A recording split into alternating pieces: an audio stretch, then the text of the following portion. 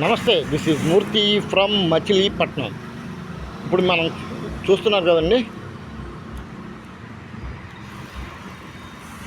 భారత జాతీయ పతాక రూపకర్త కీర్తిశేషులు పింగళి వెంకయ్య గారు, బట్లపెన్మర్రు, మొవ్వ మండలం, మచిలీపట్నం. ఒకటండి, దేశం మీద ప్రేమ భక్తి అందరికీ ఉంటుంది, కాకపోతే దాన్ని ప్రదర్శించే విధానం మాత్రం చాలా చాలా తేడాగా ఉంటుందండి. అంటే జాతీయ గీతాన్ని గౌరవించాలి, జాతీయ భావాన్ని గౌరవించాలి, జాతీయ పతాకాన్ని గౌరవించాలని అందరూ మన పుస్తకాల్లో చదువుకుంది కాదంటలేదు.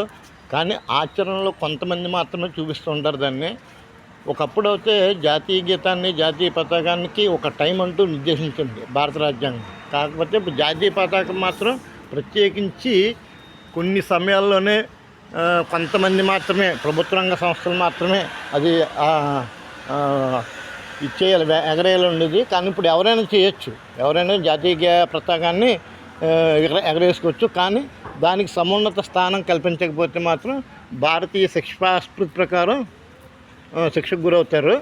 కానీ ఇక్కడ ఒక ప్రైవేటు వ్యక్తి ముఖ్యంగా చూస్తున్నారు కదా, ఎంత భారీగా అంటే జాతీయ పతాకాన్ని ఆవిష్కరించారు. ఇక్కడ దానికి సమున్నత స్థానం కల్పించారు.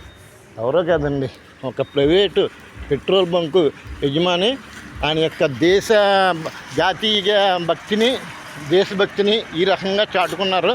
అది చాలా గర్వించదగ్గ విషయం.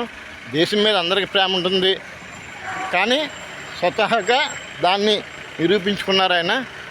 ఇటువంటి విషయాల్లో జాతీయ భావాన్ని గౌరవించినందుకు, జాతీయ గీతాన్ని, జాతీయ పతాకాన్ని అలా ఆవిష్కరించినందుకు ఆయనకి అందరి తరఫున హృదయపూర్వక నమస్కారాలు, ధన్యవాదాలు. ఓకేనా, బాయ్ బాయ్.